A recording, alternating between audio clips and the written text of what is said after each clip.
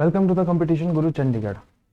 हमने previous video में जो है वो मास्टर कैडर बैकलॉग में जो पेपर आया था जून 2021 में उसको सॉल्व किए थे फर्स्ट 10 क्वेश्चन ऑफ सीरीज सी के।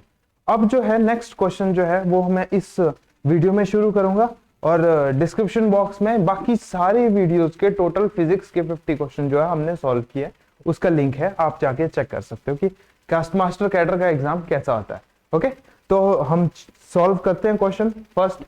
आज का जो है क्वेश्चन नंबर 11 जो था सीरीज सी का, which series of hydrogen spectrum have wavelength in the visible range.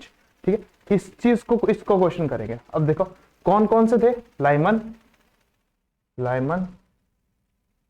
Balmer, Paschen, Brackett and पीफंड।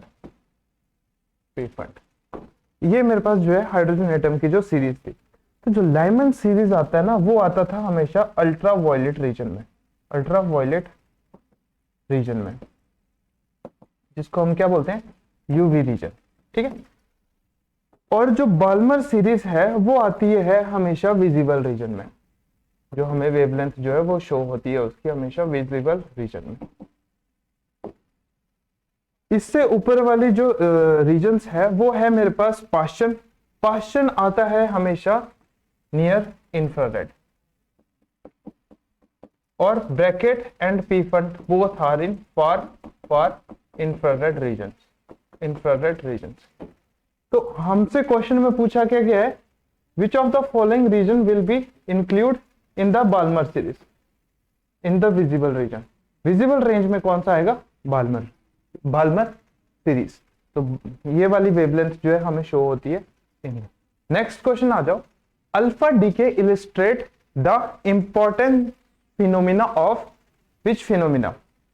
Alpha decay कहां होती थी, अल्फा डीके की वजह से, जैसे यूरेनियम थोरियम में जो है अल्फा डीके होती थी, तो उसमें क्या होते थे, splitting of parent nuclei into daughter nuclei होती थी। तो वो किस वजह से होती थी, वो होती थी quantum mechanical tunneling. Okay, fine structure तो ये बताता नहीं था। लॉन्ग रेंज के लिए अल्फा डीके पार्टिकल होता है बट कुछ डिफाइंड रेंज के लिए होता है, तो इसमें वो दिया नहीं गया है। तो हमने जो है सुटेबल ऑप्शन जो है क्वांटम मैकेनिक टनलिंग जो है वो करेंगे। नेक्स्ट क्वेश्चन पे चलिए, वो क्या था, which type of radio active emitter has the longest half life. Radio active emitter कहा गया है इसमें। तो रेडियो एक्टिव एमिटर जो है लॉन्गेस्ट जो है वो ना अल्फा एमिटर है, ना बीटा एमिटर है, ना गामा एमिटर है। ऑप्शन नंबर जो डी जो है वो यहाँ पे करेक्ट ऑप्शन। एक्चुअल में जो अल्फा एमिटर की है वो जनरली होती है 10⁻⁻⁶ to 3 बिलियन ईयर्स। ओके, पर उससे ऊपर भी कई एलिमेंट्स और होते हैं जिनकी डीके प्रोसेस होता है, जैसे कार्बन डेटिंग जिससे करते हैं 5 बिलियन ईयर्स। वैसे तो इन पे हम सजेस्ट नहीं कर सकते कि वो अल्फा एमिटर के अंदर ही आएंगे या बीटा एमिटर के अंदर आएंगे। तो इनमें से कोई भी ऑप्शन जो है वो करेक्ट नहीं है। ओके, चलिए नेक्स्ट क्वेश्चन पे, which of the nuclide is a parent for the decay process. देखो पीछे से जितने भी हमने 2-3 क्वेश्चन किए 12, 13, 14, वो सारा न्यूक्लियर एंड पार्टिकल फिजिक्स से मिलता जुलता जो सिलेबस है। अब देखो ये इसमें से देखो parent of the decay series कौन सा होता है, parent of the decay series कौन सी होगी, वो होगी यूरेनियम 232, वो टूटता है मेरे पास थोरियम 92, 232, 92 की जगह इतना जो भी आता है प्लस 2He4 जो है वो यहाँ पे आ जाता है। ये जनरली 228 पे टूटता है और ये 90 पे आ जाता है, 90 थोरियम 238। तो इसका जो आंसर है वो है पेरेंट न्यूक्लियाइड 238। ठीक है, 238।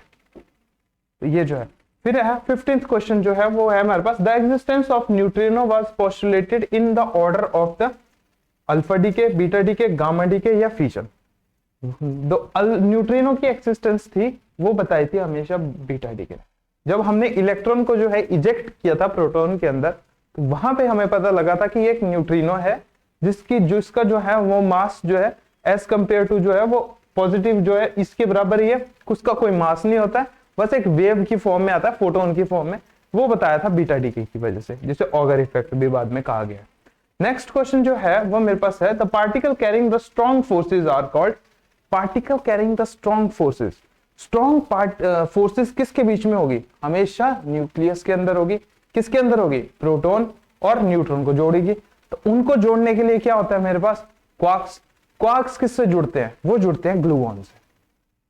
ओके, इलेक्ट्रॉन जुड़ते हैं फोटोन से। ठीक है, इलेक्ट्रॉन तो वो है ही नहीं पार्टिकल, और मतलब स्ट्रॉन्ग फोर्स के अंदर पार्टिकल आता ही नहीं।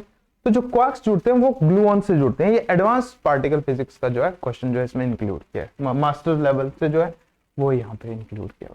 चलिए नेक्स्ट क्वेश्चन पे चलते हैं।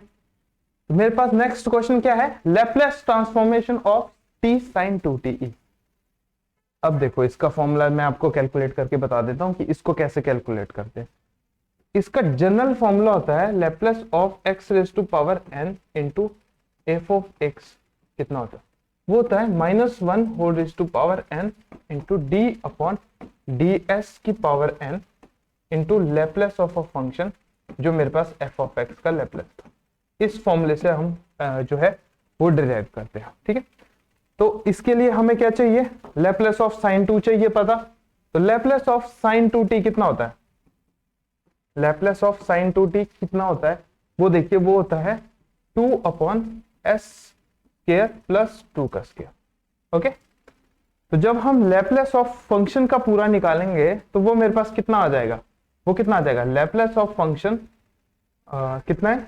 t इंटू साइन 2t, यही है। ये कितना हो जाएगा? माइनस एक बार 1 की पावर 1 हो जाएगा minus D upon d S, एक बार डिफरेंशिएशन किसकी? 2 अपॉन एस स्क्वायर प्लस 2 का स्क्वायर। इसको कैलकुलेट करेंगे तो ये कितना आ जाएगा मेरे पास? Minus 2 into 2 of s minus minus plus s square plus 2 square equal to 4s upon s square plus 2 square का whole square. Option number A जो है वो मेरे पास क्या है? करेक्ट ऑप्शन है। ठीक है, एक जो है मेरे पास क्या है? करेक्ट ऑप्शन है। चलिए नेक्स्ट क्वेश्चन पे चलते हैं।